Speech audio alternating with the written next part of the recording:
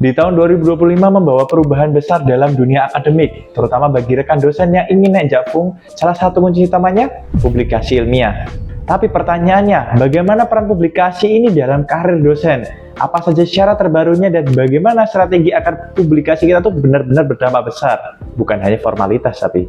Nah, sebelum lanjut seperti biasanya, rekan dosen bisa banget untuk support channel ini dengan cukup subscribe channel ini supaya tidak ketinggalan informasi terbaru lainnya. Sudah diklik?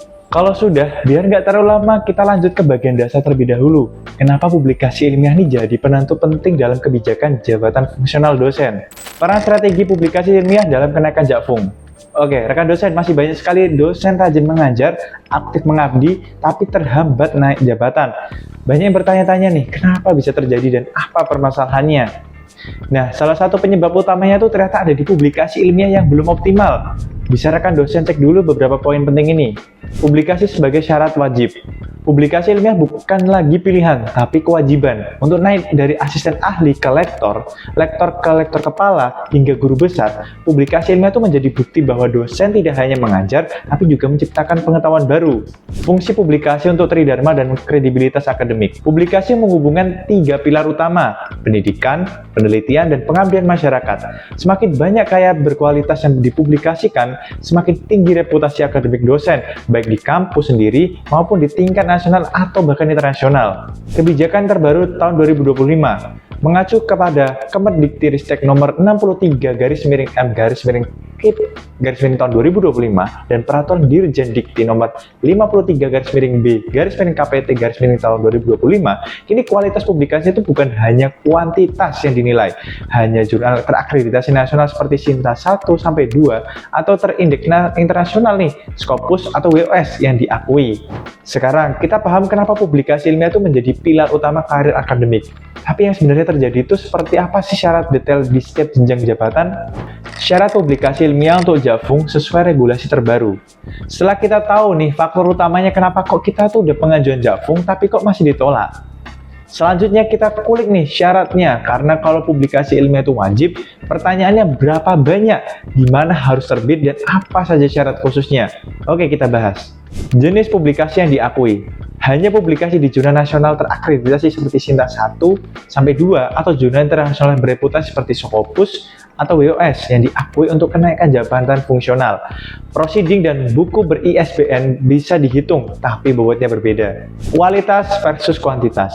Regulasi terbaru menekankan kualitas, posisi penulis pertama, korespondensi, indeks jurnal, dan dampak ilmiah jadi faktor utama.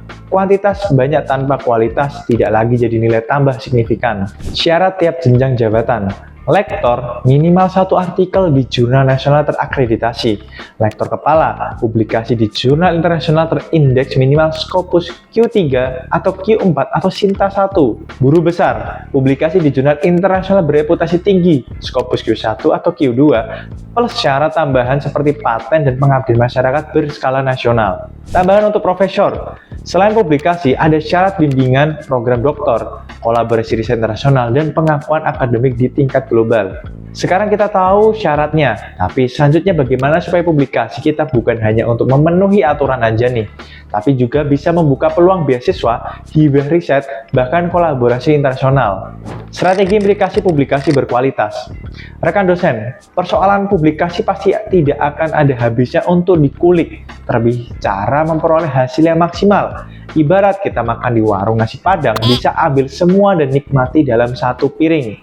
Nah, publikasi pun bisa kita rasakan sama sepertinya nasi padang. Satu publikasi bisa kita gunakan untuk berbagai aspek kepentingan. Publikasi ilmiah yang baik bukan cuma syarat administrasi, tapi bisa jadi pintu untuk berbagi peluang baru. Perhatikan betul rekomendasi strategi yang bisa rekan dosen terapkan ini. Publikasi sebagai akses beasiswa dan hibah. Rekam jejak publikasi jadi pertimbangan utama saat dosen melamar beasiswa S3, hibah penelitian, atau program kolaborasi internasional. Memperkuat jejaring ilmiah. Dengan publikasi di jurnal bereputasi, dosen bisa berjaring dengan peneliti global, membuka peluang riset bersama, hingga menjadi pembicara di konferensi internasional. Monitoring dan update data. Pastikan publikasi terindeks di Sinta, Scopus, atau WOS, dan data selalu diperbarui. Ini memudahkan proses penilaian jabatan dan evaluasi kinerja dosen. Portofolio riset terintegrasi. Gabungkan publikasi, hibah riset, dan pengabdian masyarakat dalam satu roadmap jangka panjang. Ini membantu dosen merencanakan karir akademik lebih strategis. Jadi sebenarnya itu publikasi ilmiah bukan sekedar angka kredit saja rekan dosen, tapi bisa jadi investasi jangka panjang untuk karir akademik dan reputasi institusi.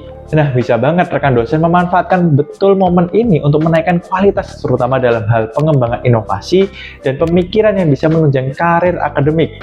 Lumayan kan, bisa jadi tambah-tambah nilai untuk kebutuhan administrasi kenaikan jabatan fungsional. Tulis di kolom komentar kalau video ini bermanfaat. Jangan lupa untuk klik subscribe dan like dan share ke rekan dosen lainnya. Sampai jumpa di video selanjutnya.